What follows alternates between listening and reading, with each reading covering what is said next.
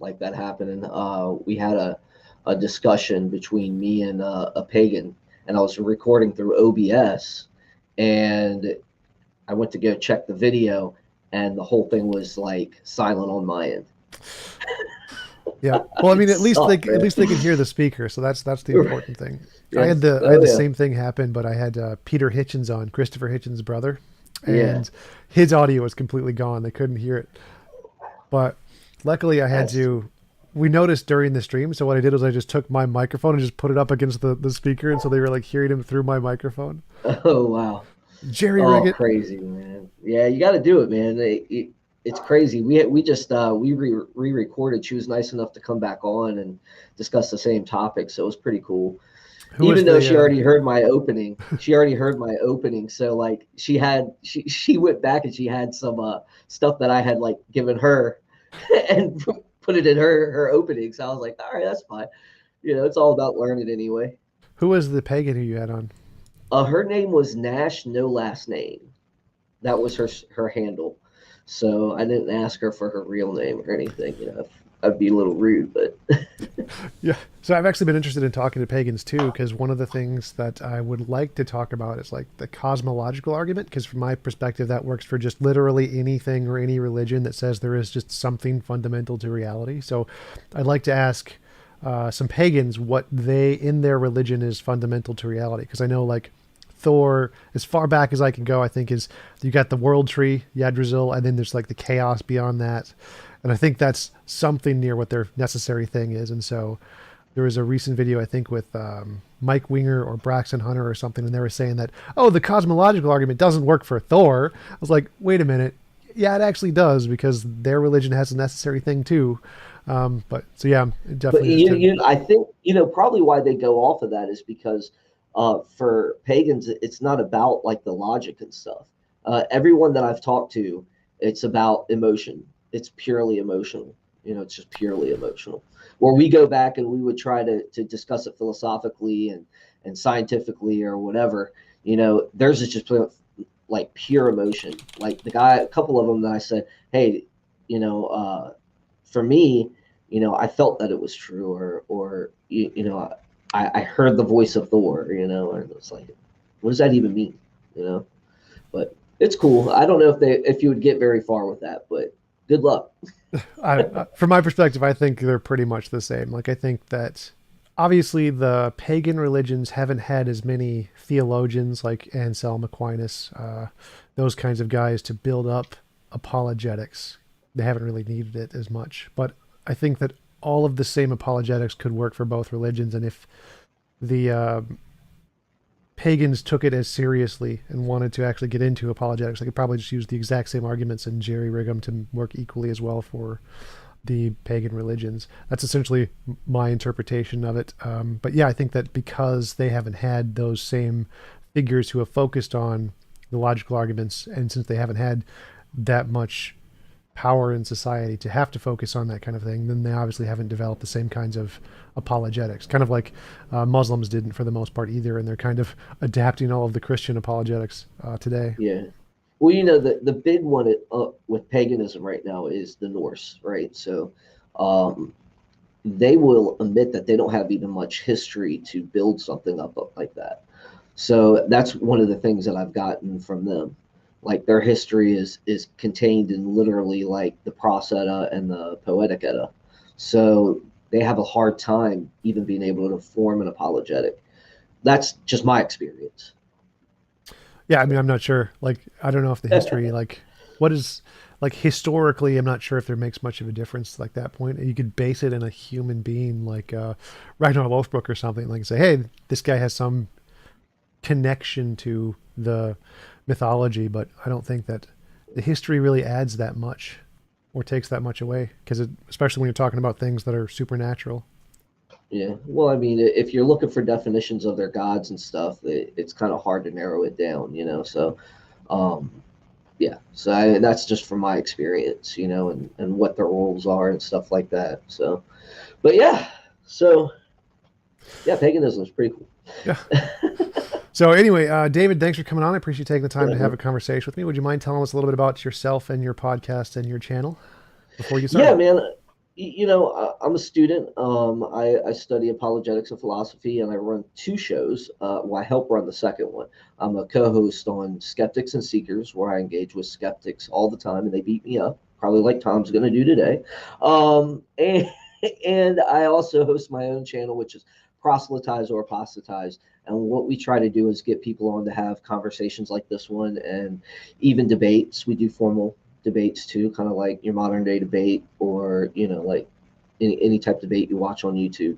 We try to do it that way. Our goal though is to get people with different worldviews to talk and to flesh out the big questions, right? So one of my strategies is to let the atheist and the person that doesn't agree with Christianity, or because we're more of a Christian podcast, but is to like, hey man, you got a home here. Anytime you want to come on and debate a topic, you're welcome to bring that to us. I mean, I'll even let you co-host with me, and that's kind of like the atmosphere we try to present, kind of like Unbelievable with Justin Briley.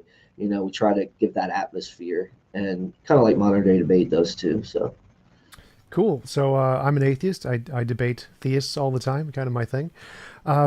Could you? So I believe by atheist, what I mean is I don't believe that the theistic or God hypothesis can explain anything better than naturalism. I think naturalism best explains everything about our world. Could you tell me a little bit of the reasons you believe theism is a better explanation, or what it explains better, or what some of the problems that atheism does not address are? And I'd like to tell you my thoughts on those and hear your thoughts on my position. right on. Well, first, Tom, I've followed you for a while. I think you present a lot of good challenges that make people think, and that's kind of like what these things are for. We need to think through these things. But I did hear that you're a rock climber. Right? Is that true? Yes, at the local rock climbing gyms. Oh, really? Yeah. I started in a gym. I got a funny story before we get into all that, if you don't mind. Sure. But we have what we call crags over here, right? Right in the Potomac, we have the Maryland side and the Virginia side, and it's in Great Falls. So we have all these crags and they're rated climbing. And I had learned in Atlanta how to do some stuff with a professional boulder climber, right? And he taught me some pretty cool moves. And when I started climbing at those crags, I went down this one descent, and it was a 510 plus. I don't know if you're familiar with the rating systems, but it Mm. was like a 510 plus. It's supposed to be like a really hard one. I think the highest is like 511, but it was a 510 plus, and I scaled it, man. I went straight up it, man. I was like, man, I just scaled a 510 plus. And then like I look at my book and just realized I just did the second descent. So I was like, oh man. So I went down again and I tried it on the hard side. Oh man, it wore me out, man. So yeah, I love rock climbing too, man. I haven't been able to do it in a long time because I have I was a single dad for 7 years, so it was kind of hard to keep everything going. And I even quit college there for a while and It's raised gotta my strap your daughter. kid on your back and do it with the kid.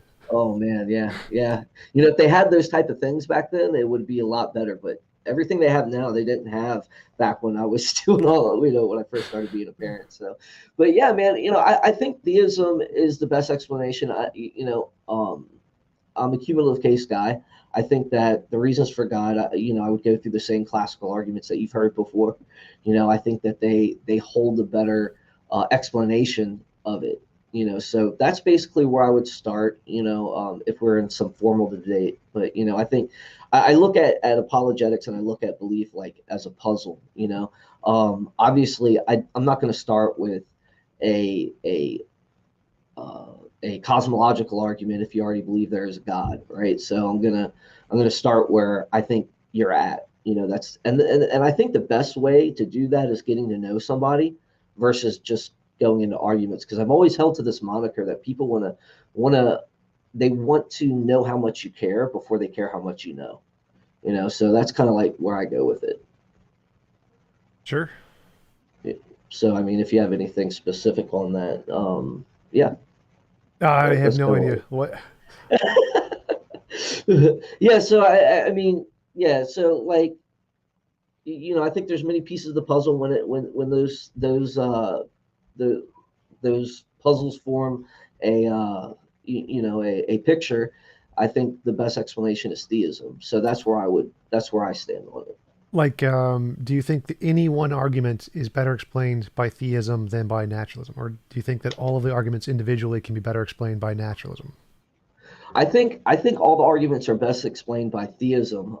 I would have to like get specific to kind of uh, to get a rough estimate. Like I've heard your naturalistic pantheism. I haven't had time to really dive into it. Sure, due to sure. just So the just time constraints. Yeah.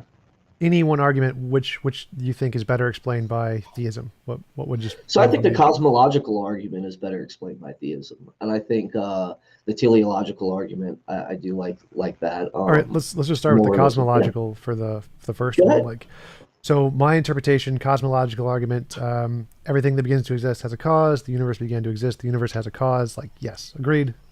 But when we're talking about what is the best explanation of that cause, we have lots and lots of very good evidence that quantum fields can exist outside of space-time and can cause things to exist.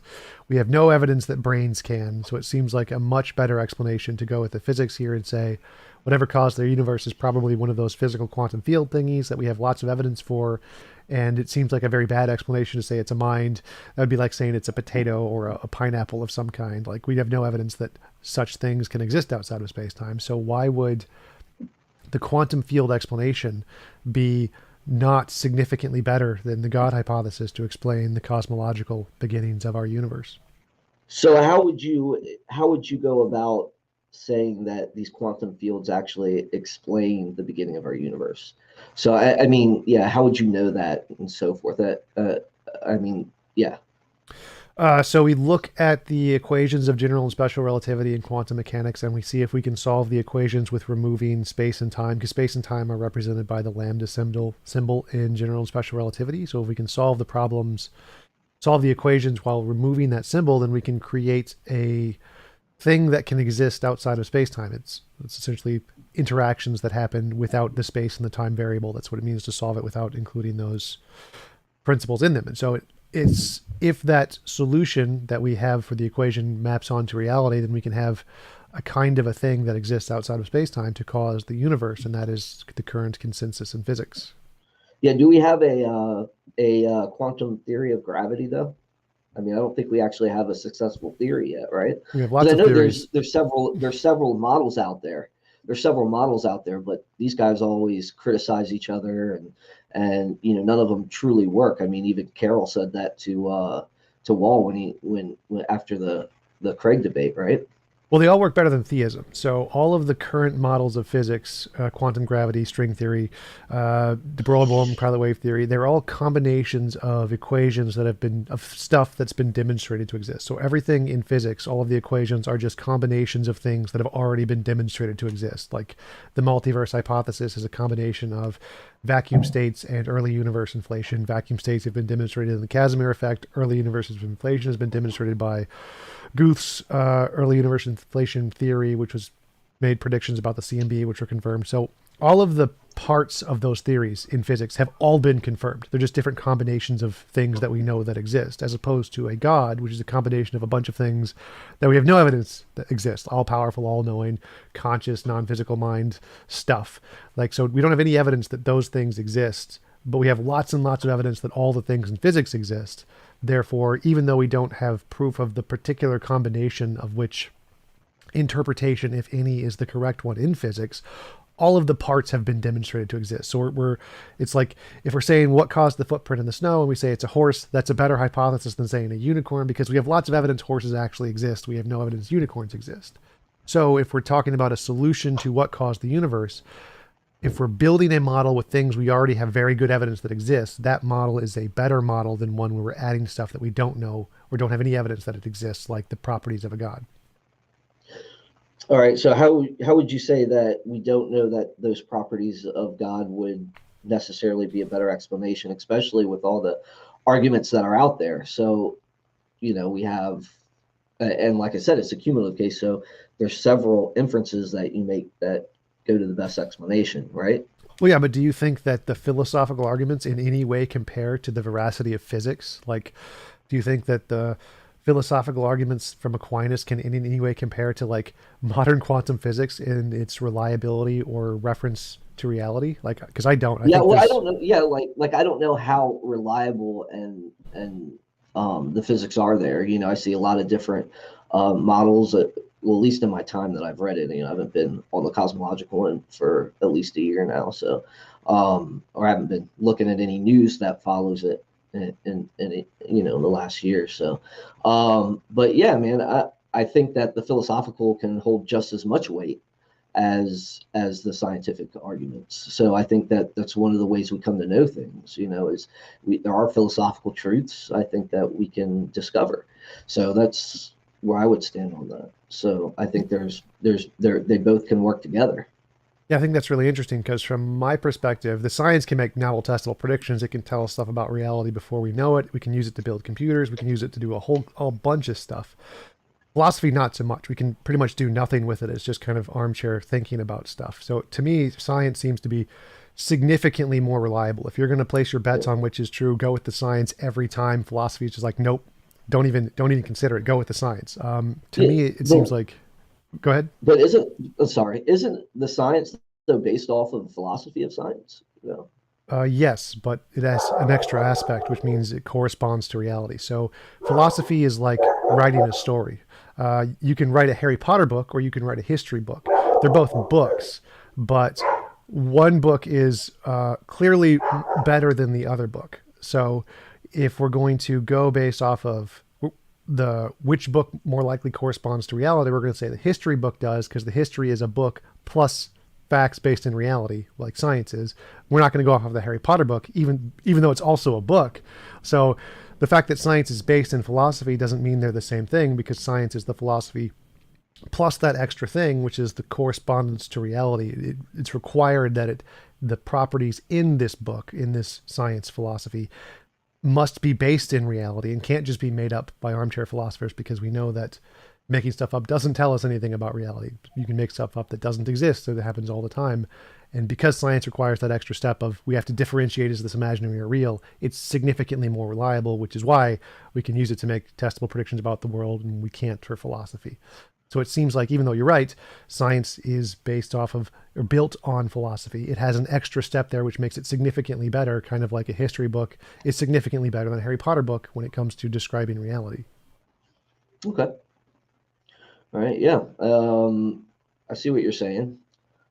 I don't really have a comeback on that. I would say that that philosophy can give us certain truths that do correspond to reality. I think there's more ways than uh, the scientific method to come and know things.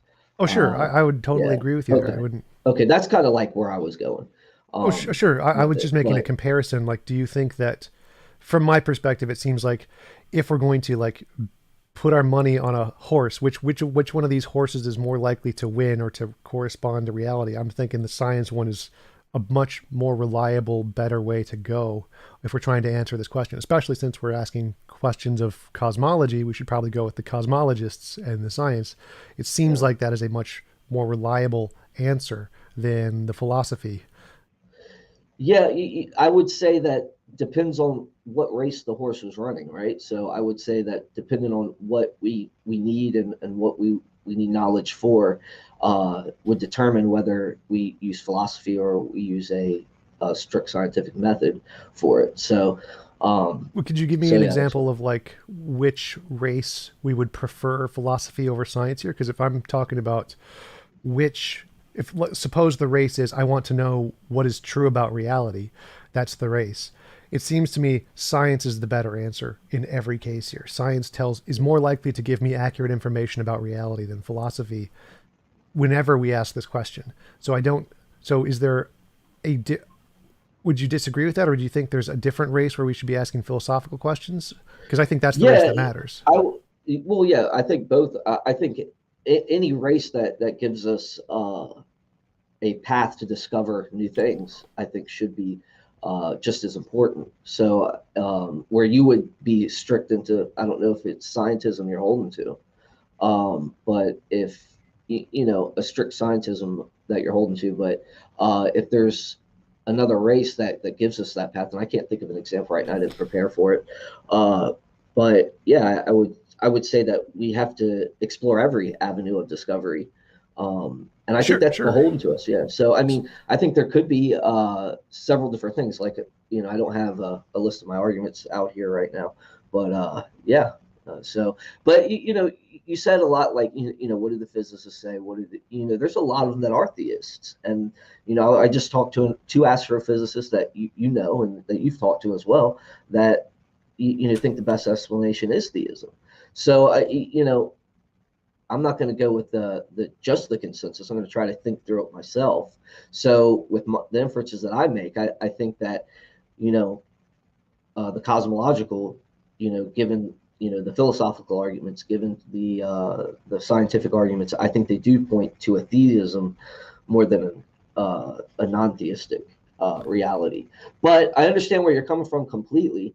And I'm sorry. I mean, usually if I'm going to talk about this stuff, I like to prepare for like a month in advance to really be able to get into the weeds and stuff. But yeah, I haven't been able to do that. So I'm Oh, yeah, sorry. yeah, sure. So I'm definitely And not. when it comes to facts, Tom, you're like up here and I'm down here. I mean, I'm just a student, bro. So I understand where you're coming from. But yeah, that's kind of like where I would go, Right, right. So I'm not advocating for scientism here. I'm not saying that we should only trust science. I'm just saying that science is by far the most reliable system we have. There's nothing that even comes close. And yeah. And so so no, if we're going go to ahead, Tom. compare, if we're going to like compare which should we trust to tell us about reality, science wins. Science is the more reliable system. So if you're going to say X is some unknown fact about reality, what should we use to try and discover X? You go with science. Science is the correct answer every time. Now, of course, we can use other methods to try and get there also, but they're far less reliable than science is. So I'm totally not saying science is the only way to gain knowledge, but it's the best way by far. Yeah, I would agree on that aspect. I think, but I think that uh, that theism collaborates science. I think, or science collaborates theism. So that's kind of like where I would go. And like I said, unfortunately, I don't have any like pressing arguments that I could give you for that right now. Well, But what do yeah, you mean that's when you kind say of science corroborates theism? Like, the quote from Sean Carroll in his debate with William Lane Craig comes to mind. Like, if I was going to poll my fellow cosmologists if God had anything to do with the origin of the universe, I would win by a landslide. So, yeah. Yeah, it's so funny because Carol actually was kind of like dishonest in that debate, and you probably don't think so. But how when so? well, I don't. Did you ever read his correspondence with Aaron Wall? Maybe. I don't know. So Aaron Wall goes out on a limb and he wrote a set of several papers that on his correspondence with Carroll. And one of the things that Carroll did was he inserted a QET model, even though he doesn't hold to it.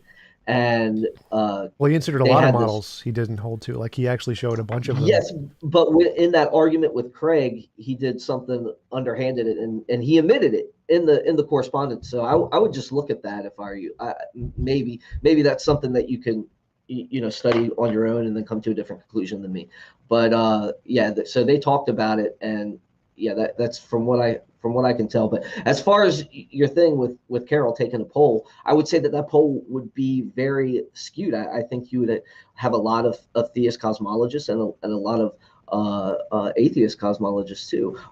And it goes to show because I watched a series where a gentleman, I don't know if you've heard Closer to Truth or not, Yeah. that yeah, he debated several cosmologists, or he talked to several cosmologists there, and uh, you know, Carroll basically admitted that he didn't want theism to be true because he believes that's the end of science. So I don't think that, but I think there could be more to discover with an infinite being, but I won't know that until I get there, I guess, or we get to that point if we ever do, because I hold to the point that I can't know things with absolute certainty. So I would definitely be on that. I do believe that I try to be that probabilist, and just go with the best explanation that seems to fit with me. And where I'm at right now, that's where I'm at. So could things change?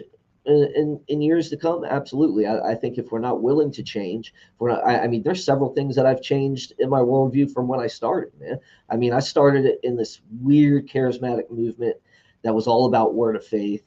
I don't know if you've ever heard of them guys, speaking in tongues and all that stuff. And, my theology has changed dramatically since then. So, yeah, if you're not willing to grow and learn, and if you're not willing to, accept new evidence, then yeah, I mean, what are you doing at that point? Sure, but I mean, I'd be interested to know if you could go back through that paper and find where whatever you think Sean said that was dishonest, if that was uh, in any way maybe it was just like a character, like doing something interesting to make the debate more fun, unless it invalidated any of the facts he said. If any of the facts he said were wrong, that I'd be interested to know. But as far as I know, Yeah. every one of the facts he presented in the debate are 100% true and Well, corresponding to. yeah, I'll send you the link. Well, I I'll need email it I to need you. more than the link because I've definitely read the conversations and correspondences from him. I've never seen anyone say any of the facts in his presentation were wrong ever, Okay. including the So the. if I could give you the paper, like I said, I'll email it, and then you'll be able to Well, see, I'm and pretty then sure you'll the be able to compare it. paper doesn't say he said anything wrong either. So if you could find in the paper where it said he did something wrong, Okay. like he made a factual error of some kind, like because I know many debaters, including William Lane Craig and myself, do things to add entertainment value Okay. to debates. But if he made a factual error, that I'd be definitely interested in. And I'm Okay. pretty sure the paper isn't going to say he did because I've checked most of the facts on that debate and they're all correct. Like I can verify the consensus in physics statement, the debates. Nima Arkani Hamad says the same thing. I, like most physicists, am an atheist. So the physicists' polls show that vast majority are atheists and vast majority conclude the theory of God isn't really a thing in cosmological papers or surveys or conferences. Like it's just essentially a 0% something. It's not something people talk about in cosmology. So yeah, Oh, if you okay. if you Well, know, yeah, yeah. I would love you to send me that consensus sure, because from what the astrophysicists that I know that have talked to me about it, they actually say the opposite of what you just said. So it would be interesting just to see what the data shows, sure, and I would be willing to listen to that and to read it, man. I love cool. to read and learn. So yeah, man.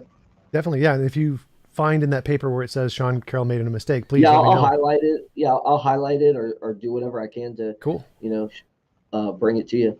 You know. cool. So and then you mentioned the fine tuning argument. That's probably one I'm weaker on.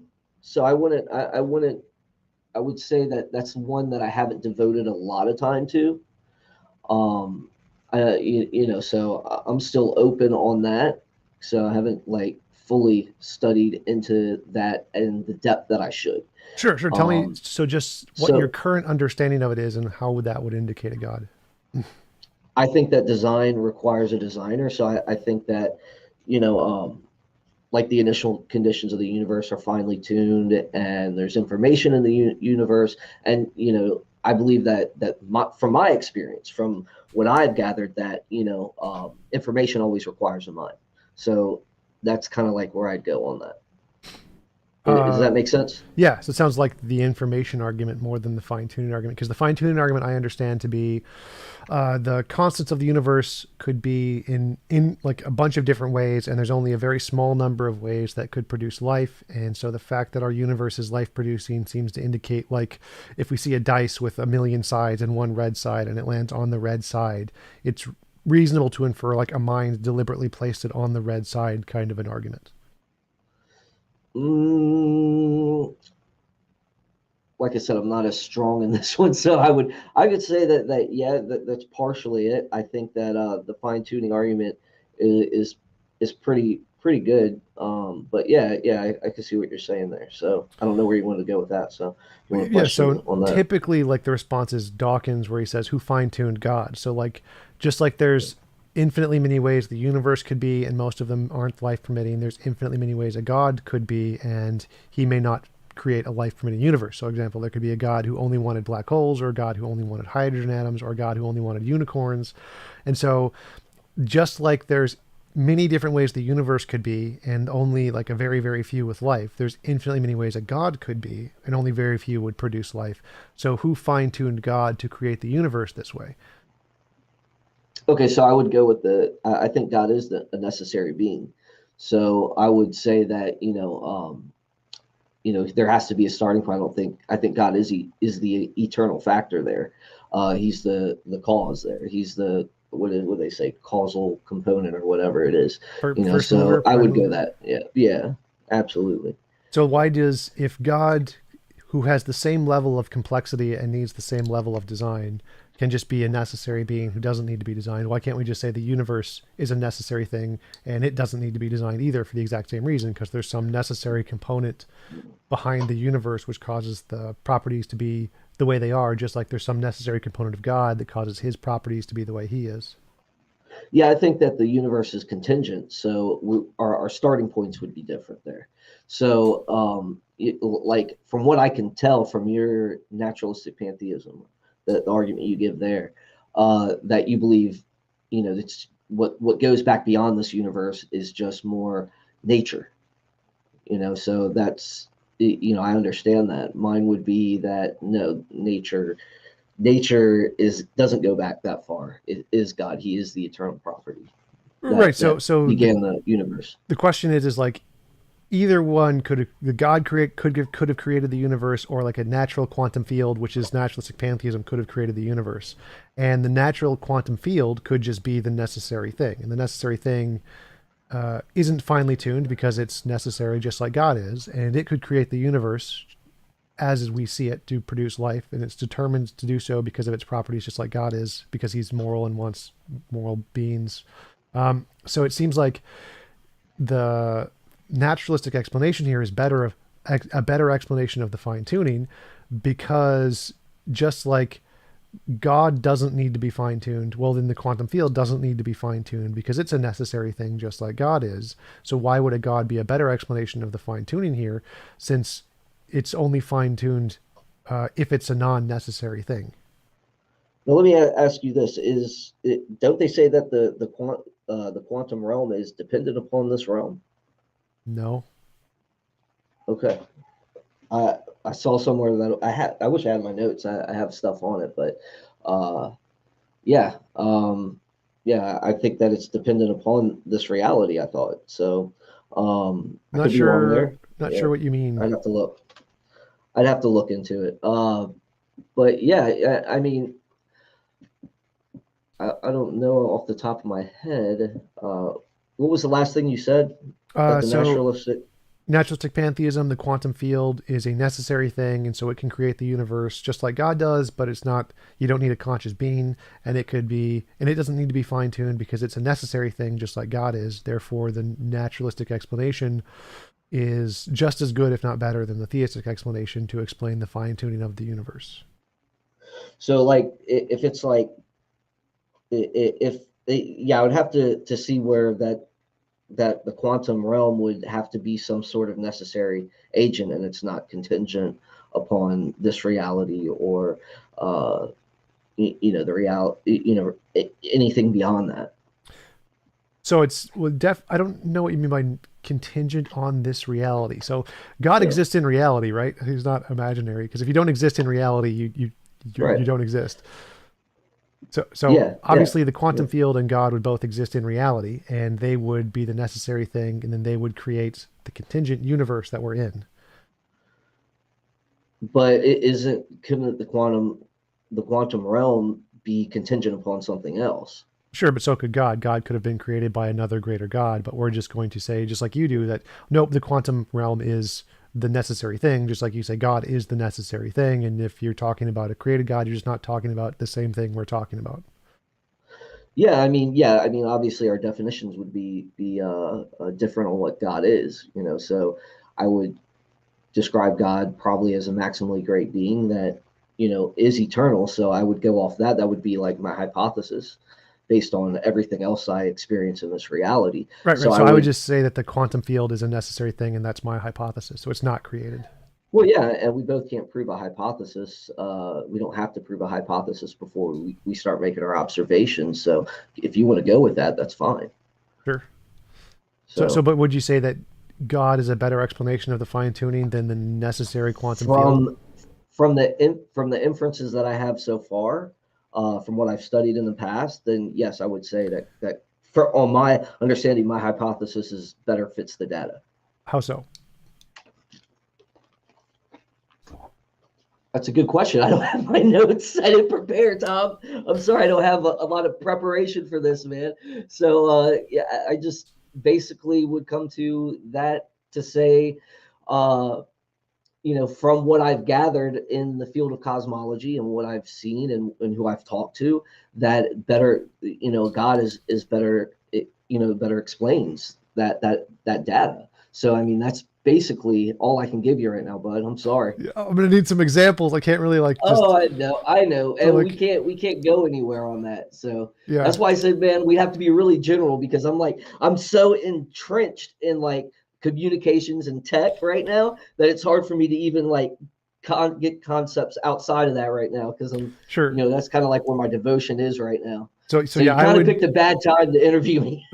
So I would That's say why I've that. just been moderating lately. Yeah. So I would say that any examples you could give, I could show that they can be explained or better explained by the quantum field, and that's.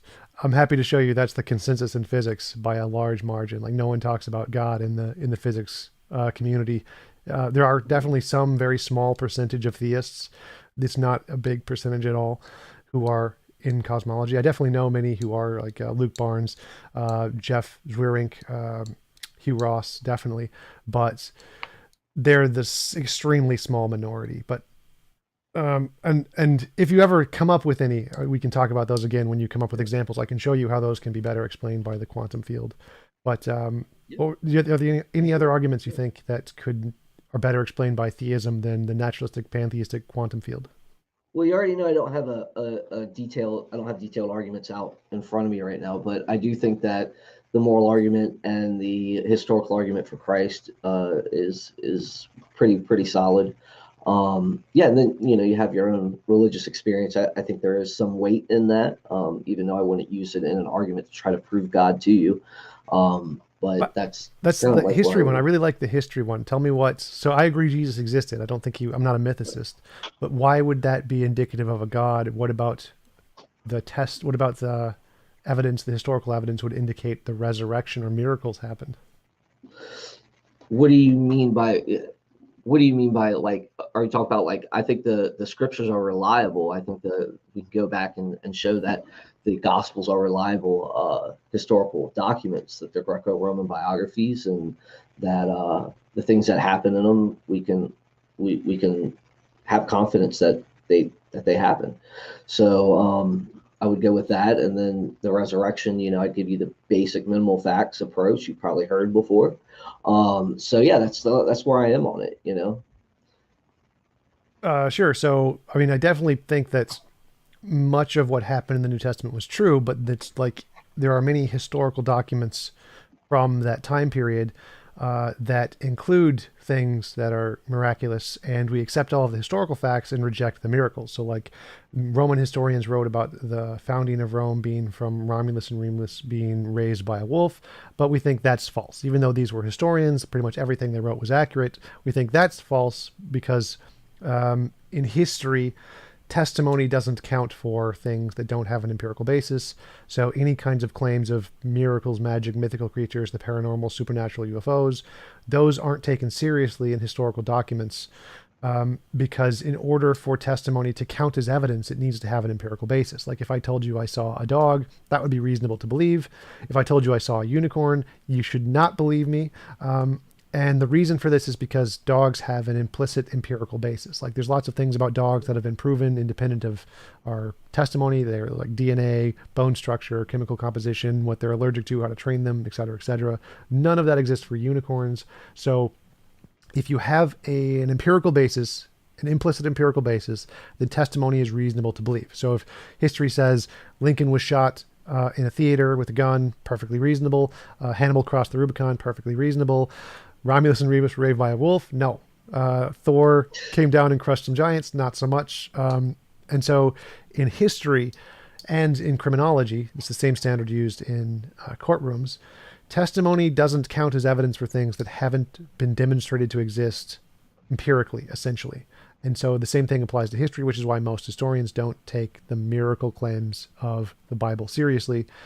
But we do grant Jesus existed. We grant the apostles existed. We grant Jesus was crucified by the Romans. All those things, because those all have an empirical basis. We know those for sure are real, like the dog.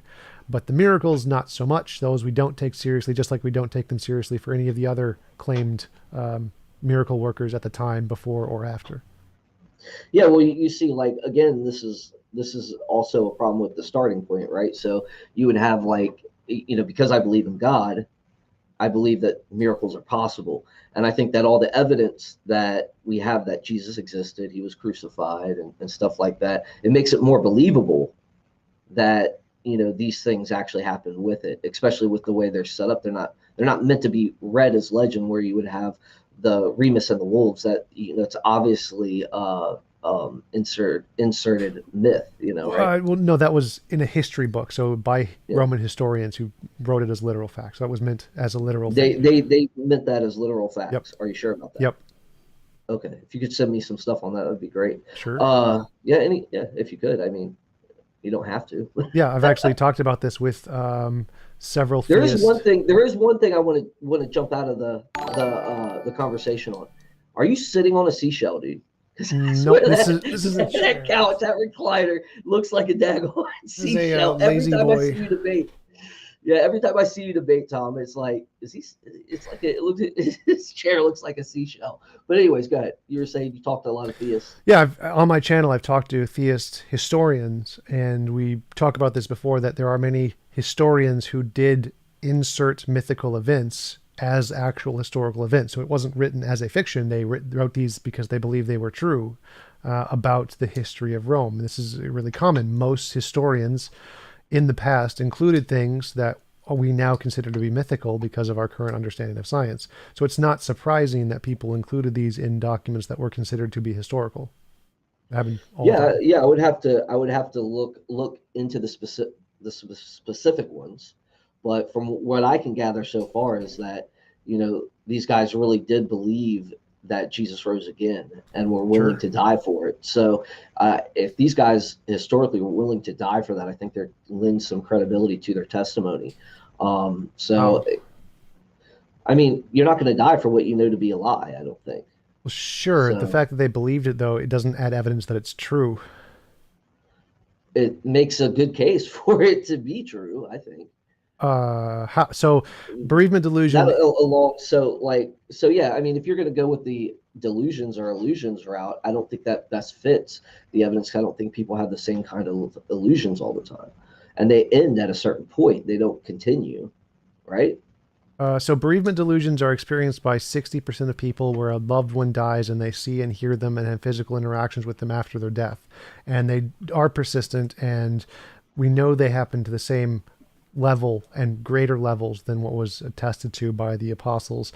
And they happen in groups, and that doesn't seem like, and we can prove these exist. They happen at a huge rate, happens to most humans, and there's nothing special about the accounts in the Gospels. Nothing outside of the realm of bereavement delusion. Yeah. Okay, go ahead, finish. So it seems very strange to say that we know there's this psychological effect that we've proven is real, and it can explain literally all of the data, or most of it, because there's certain things that, like the scene of the 500, wouldn't be a bereavement delusion. That would be more like the Fatima thing where they saw the sun move. But all of the everything in the testimony of the apostles is 100% explained by known psychological facts that have nothing special about them whatsoever. So that doesn't seem to be. We have an empirical basis for all of these psychological explanations. We know they happen. We know they happen at greater amounts, to greater experiences, to cause greater experiences in people than what the apostles claimed to have experienced.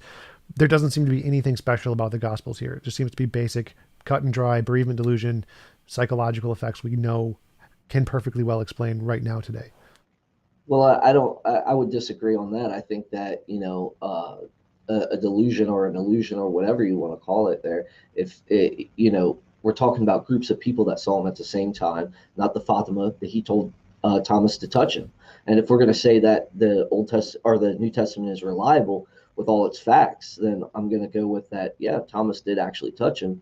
I think that's more believable. So, illusions don't have flesh and blood, Yeah, they do. uh, Bereavement delusions, that literally happens. they have flesh and blood. Yep. You can Well, touch the them. people have a illusion that they are actually seeing and interacting with the dead person. They hear their voices, they Yeah. see their flesh, they can touch them. They literally have those experiences. Yes. But the same group of the same people, Yep. or is it different for everyone? It's the same for the loved one. So if a loved one dies, many people in the family will all have bereavement delusions of that loved one. Together. Yes, that does happen. Yes. And that happens. Okay, Yep. I didn't. I'd have to see It's like that on there's that, a but the original name I've is never seen that. folie à deux and folie à trois for three. It's a French name. You can see it's the name for multiple hallucinations happening to the same people at the same time. Folie à deux is the name on the wiki. On the wiki. Okay, I'll have to look into that.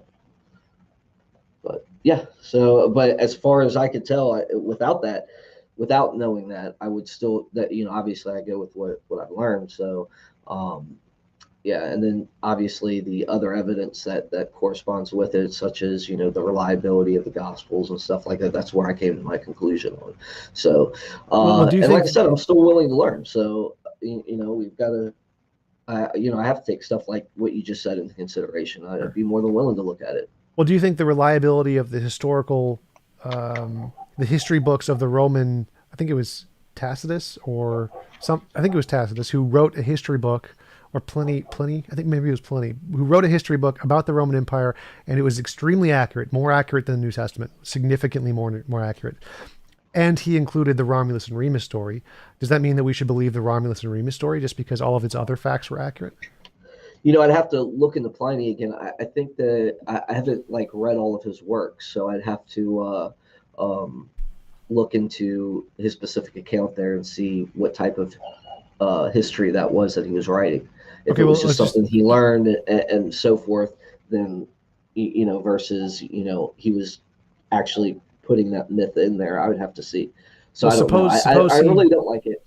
suppose he was So, being genuine. He genuinely believed it, and all of his other facts were correct about the historical facts of the Roman Empire. Would that make it reasonable to believe that Romulus and Remus were literally raised by a wolf and founded the history of Rome just because all of his other facts are correct? I would have to look into exactly what he said there. So if he was treating it as if it was true, I would have to give him the benefit of the doubt, and look into it and come to a conclusion that way. I wouldn't just dismiss it out of hand, but I would definitely be skeptical and look at it with a skeptical eye. And I would hope anybody would do that. If someone makes a claim about something that's true, look into it and investigate, right? Sure. So, like, let's use a more modern example. Let's suppose someone wrote Spider-Man as a historical text, and they put lots of different facts about New York City, and all the different facts about New York City are 100% correct, like describing the buildings, the locations, the events. And they also included there's this superhero named Spider-Man who can shoot webs from his arms and go off of buildings. Would the fact that they got all of the other historical facts correct make it reasonable that we should infer Spider-Man actually existed? If they were it's just like the same with people that have been abducted by UFOs, right? I mean, I would look into each individual case to see how accurate and how true they were, and what these people believed. I mean, I can't say it's true for certain, but I would assign a level of probability that I would think that maybe it happened, maybe it didn't, and I have to take into consideration all the other evidence. So if someone wrote a history book and they really believed in Spider-Man, which it's kind of hard to think that way because we know that Spider-Man was written as fiction. But if someone was writing it as a true historical document, I think it would behoove us to take their claims into consideration and do an investigation. Okay, sure, yeah. Unless we just didn't want to waste time and money on it, and if you're not interested in it, but Well, I think yeah. it's more reasonable to infer that it's made up. Like, I think that because of our prior knowledge of how humans make up stories and add stuff in, and our understanding of psychology, it is more reasonable to just infer that was made up. Now, of course, we can look into it, try to find more evidence, and that's perfectly fine. If we find greater evidence that would overrule this, then yeah, we would go with yes. If we like find Spider-Man's fossils with webs or whatever, for sure. Right. But until then, it's more reasonable to accept, no, this was a something they made up. It seems like because of our understanding of human psychology and how people write stories, that we can reasonably infer that no, even though they got all of these other facts right about the destinations in New York, that the added stuff about Spider-Man that was made up. And we can conclude that not just about this book, but about any book. So any book we can say, if the facts they're claiming have an empirical basis, like I saw a dog, or that building, or that structure, that city exists over there, perfectly reasonable to believe. If they add in things that have no empirical basis, which would be miracles, magic, mythical creatures, the paranormal, supernatural, UFOs, even though those things are possible, no one's saying those are impossible, but because they don't have an empirical basis, it's far more likely that all such claims are psychological illusions, delusions, misconceptions, fallacies, biases, whatever. And because we do have a very strong basis for all of those things, we know those things exist. They happen at a huge, very high percent rate to human minds. So it's more reasonable to infer those things that have no empirical basis were made up by the mind of the individual than they actually occurred, regardless of how many other facts they got correct about the time period. And that seems to be the consensus in history and criminology. Like if someone says, I saw that guy carry a wand and cast Avada Kedavra and kill that guy, that's going to get thrown out of a courtroom. Like, no, that's like, there's no precedent for this. We can't convict someone off of a magical light beam. We don't know how to do that. You would need some further empirical evidence to justify that this is even possible before we could even consider that as a justifiable claim to believe just based off of your testimony. So testimony is not sufficient to justify any of those things that don't have an empirical basis: miracles, magic, mythical creature, paranormal, supernatural, etc. Yeah. So how would you justify cold case, uh, um, convictions and stuff DNA evidence. if they don't have DNA? There's a lot Uh, that don't because the DNA is gone or whatever, but they still do it. So it's very interesting to see how we go about making a circumstantial case and stuff like that, and people get convicted on it all the time. But sure, absolutely, I, but yeah, never for so I mean, miracles or there's magic. So all the cold cases are just, I saw that guy kill that guy, or yeah, that guy was in this location, or that guy had a crowbar. They're all things that already have an empirical basis. There's zero cold cases that say, I saw that guy cast a magical spell to kill that guy. Those are immediately thrown out. Every single yeah. type of cold case where you have a miracle, thrown out. All right. So yeah, I mean, it would come back to my original starting point is that if I already believe that God exists, I think that those things are possible. And if everything else lines up, I would give it the benefit of the doubt of the probability. So at that point, yeah, that's where I would go.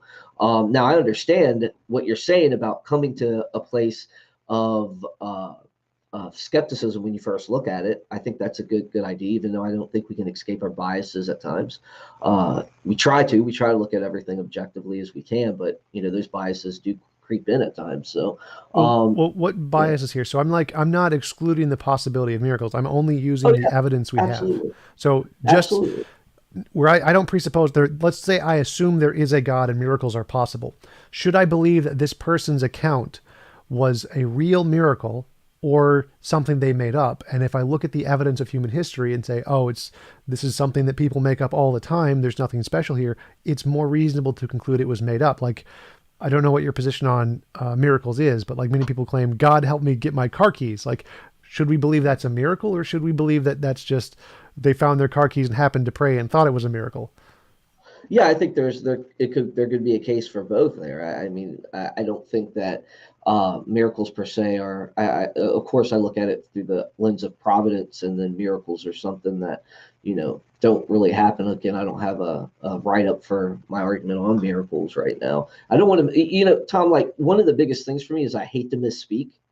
You know, and I've already done it a couple times because I don't have my stuff. Like I said, if I'm going to debate a lot of this general stuff, I'd like to maybe I should have specified more with you, and that's my fault. But uh, um, yeah, I really hate to misspeak, so that's one of my biggest drawbacks. So yeah, I would lend more. I would say it's more reasonable to say that these things happened, given that they've got everything else right on everything else they reported, and that these guys, truly believed it. They So yeah, I would. That's the route I would take at this present point. So even though I have all these supernatural, or even if I do, all these instances where people make up this stuff, I would have to look at each individual case to see where the fault was, where there would be a cause for skepticism to reject their claim. But I like to give people the benefit of the doubt and look into what they're saying, and then make my reasonable assessment after that. Sure, Does sure. that make sense? Absolutely. So I would definitely think looking at every individual case is an important thing to do. But I think that when you hear, like, if someone said they had a magical pill that could make you lose weight, like 50 pounds after you take it, I think that it's reasonable to conclude, because that happens a sufficient amount of time, and we know that it's a lie every single time we've happened in the past, we can use induction to infer this is most likely also a lie. So I think that if we look at the past examples of evidence of psychology and how human minds construct these stories, and see this story seems to match one for one to all of those other psychological features, it seems more reasonable to infer it's wrong first, and then look for some kind of better or greater evidence that could confirm it. And if it has that greater evidence, then we should take it seriously. But if it doesn't, and it just has the same level of evidence as all the other stories that are just made up by humans, we should probably conclude it's just the same made up by humans. Or wouldn't you agree? Like in the case of the car keys, do you think that if someone says they prayed to God and found their car keys, is it more reasonable to believe that's an actual miracle, or more reasonable to believe it's the psychological phenomenon of confirmation bias, where people prayed for something that happened and then they attributed it to the thing they prayed for? Yeah, until I looked into it, I would probably start there, and so I guess with your example with the pill, I would want to look into that pill, even though I'm already skeptical about it. And if it turns out that that one pill is the right pill, I'm going to take it, man, because I need to lose some pounds. This quarantine is uh packed some pounds on me. Yeah, me too. I I gained like should I should get I should get join a rock climbing gym. I just joined Planet Fitness because it was cheap. yeah. For me, I gained 40 pounds on COVID. I had to lose. Oh, I've did you? lost Oh, wow. 9 so far. I've got like another 30 to go. But yeah, so like if you heard there is this pill, and there's this, suppose there's a history textbook that says there is this magical pill, if you take it you're going to lose 50 pounds in like a week or whatever, and there's this account of these 12 gospels, 12 apostles who all took this pill and said it, and it worked, and they're like, and they died for it. They were crucified for the effectiveness of this pill. And there's this testimony of the gospels from all these different apostles.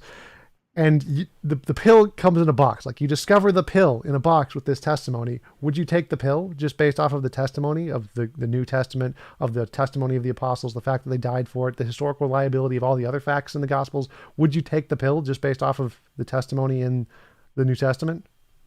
Well, I mean, I take pretty much anything on test. A lot of my beliefs are based off testimony, Tom. I mean, I'm not doing the experiments myself, right? I mean, I don't have that luxury. So I'm basing a lot of my knowledge on other people's work. So if I'm going to give that the same amount of credibility, then I'm going to have to look into all those things. And if I find that they're more true than the other things, or the other stories or the other history books, I'm going to go with, and we do that with history. I mean, there's several different people that make claims about history. Which one am I going to believe, right? Which one am I going to, which one am I going to hold to? Which version of the history of the United States am I going to look at? The Native American or the colonist? I'm probably going to look at both of them and say, okay, I think this is more true than not. And that's what I do with when I look at the Gospels, and that's what I do. Look at the historical evidence, and I think that's what we all do. And in a degree, we just reach different conclusions. Sure. But so like, my methodology would be is like, if I discovered this textual document that had a bunch of accurate historical facts and a pill that was going to make me lose 50 pounds, I would be like, nope, this is ridiculous. This is probably made up, especially because it's from 2,000 years ago. I would give the pill to scientists and say, scientists, test this and tell me if it works. And then if the modern scientist could empirically demonstrate it, had papers that can confirm this with novel testable predictions, I'd be like, yes, then I would believe it. but I wouldn't take the pill based off of the testimony and document. Like nothing the document could say would ever convince me that this pill was magic or could make me lose 50 pounds. I So would you give it to would the base scientists. you would give it to these scientists that you trust to do the work, right? Yes, I You would would give it just to give it to the. them. So based off their testimony and their books and their papers that they give you, you would believe on them versus you know the 200 or 2,000 year old document. Okay, that's fine. You're more than welcome to do that. I understand that. Well, do you think it's But more reasonable to trust the modern I scientists think than I 2,000 think year old it's documents? well, I don't think there is too many modern. There's no like modern scientists that are doing this type of stuff. I don't. If you already said the modern scientists are saying, yeah, they confirm all the stuff that happens in the Bible, just not the miracle claims, then I think we've got a different argument that we have to start looking into at that point. So yeah, we'd have to, like I said, we'd have to give it the full spectrum. I'm just not going to like to for your point to be valid and sound. I think that, yes, if you gave me a 2,000-year-old document that I just read and I didn't give credence to the entire study of it to see what the scientists said about that story, about that thing, then yeah, I would probably be skeptical. But upon sending that text off to people that study textual criticism or scientists that will carbon date it for me and other avenues of history that say, hey, everything that they're saying about this pill is checking out because these guys believed it. Not only did they believe it, but all the stuff is lining up. All the ducks are getting in a row. I'm probably going to say, yeah, that was probably true. Now again, I'm not going to know for certain until I take the pill, but yeah, I think that basically what we got from history is just like um your testimony from the scientists you gave the pill to. So yeah, I mean, I wish I had, if we're having a debate on this, of course I would prepare differently, obviously, but this is just a discussion, so that's kind of where I would stand. Yeah. So, But so you said that you see the testimony of the document as equivalent to the testimony of modern scientists. no, what I said is that you see, here I go. I probably misspoke again, but um, what I said is once it goes through all the rigorous tests that you would put in it if you're doing an investigation, and it came back as solid, then I would say, okay, I've got a good reason to take this pill. Oh, I So would that's agree kind of with like you. what I'm saying. Yeah, for sure. Yeah. So I would say And I that. think I think that's where we are at with the Gospels. Now you would disagree with that conclusion, obviously, but that's where I'm at on it. So Well, that's where I would suppose be you able. you have the document in the pill, and you send the document out to the scientists, and the scientists test the document and say, yes, all of its historical facts are correct, but you didn't give them the pill, so they can't do anything with the pill to test to see if it works. But all of the other historical facts are correct. It just gets the history right.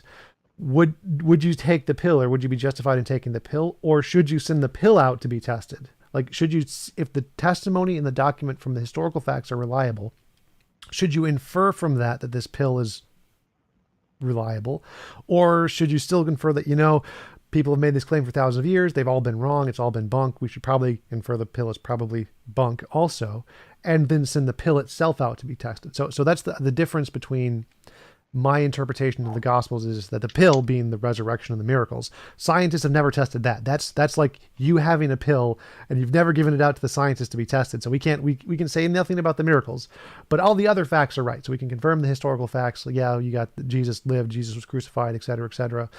But the pill we can't test. Now, from my perspective, I would say I'm not going to take the pill. Like, until I give the pill to the scientists and the scientists can show the pill is working, I'm not going to take the pill. Do you think that it would be reasonable, just based off of the historical testimony of the past, that this pill works, without actually giving it to the scientists, that we should believe the pill works?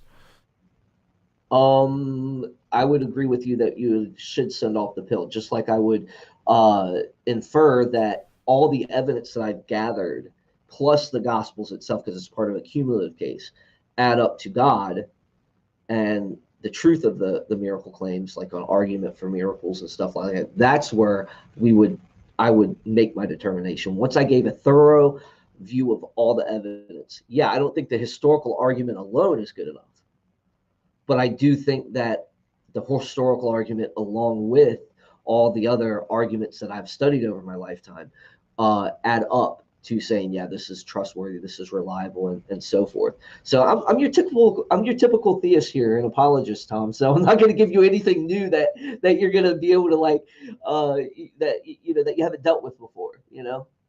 So I mean, that's kind of where I'm at right now. And as the journey continues, I hope to find out more things. And I love your analogies, dude. Especially the one with the napkin that you gave to Trent Doherty. The eternal napkin. I mean, I love those type of things that make you think. Unlike you, though, I'm not a thinker on the spot, man. You have a gift, my friend. You can think right on the spot, man. I have to take time to like really develop it, and that could be my paranoia for misspeaking. So yeah, it just takes practice, I guess. Yeah, and you know what? Like I said, that I've been a moderator for so long, and that's really all I do in the public sphere, unless I'm like working with you personally, that we have these talks over and over again. That's where I guess that would come in, me speaking more fluently and thinking about the issues and studying the issues and thinking nice and long about them. But not everybody is as gifted as you in that wittiness, my friend. Well, cool. We've been going for about an hour, so I think it'd be good time to wrap up because I'm gonna go bike and try to lose some of that COVID weight. Yeah, I hear you, man. I'll go to the gym here after I clean out my wife's van. So yeah, awesome. It was great having you on. I enjoyed talking with you. You're very pleasant. You're no Darth Dawkins. I'll give you that, sir. Well, I'm not a presuppositionalist either, so I'm not going to hit you with any of that craziness. But Tom, you're awesome at like basically making people be skeptical, and I think that's a value in our society. I think it's a value to even the presuppositionalists, who I detest most of the time. I would say that they have also a gift to deconstruct things and make you think about your position and so forth. And I appreciate that from you, and I enjoy talking with you too, man. And I hope to have you on my show sometime, man. Absolutely. So yeah, you want to tell everybody again where they can find you, your links and stuff? Yep, you can find us at Proselytize or Apostatize at YouTube. We're also on Facebook. That's the main site if you want to look for like any debates or interviews. We do interviews. Actually, sometimes we respond to skeptics, on that show. We haven't done one on Tom yet, but I'm sure we will at some point. But he can handle it. But yeah, that's it. Awesome. Thanks again, David, for coming on. I really appreciate it. Enjoyed the conversation, and I will let you go. Have a nice day. You too, buddy. Take care.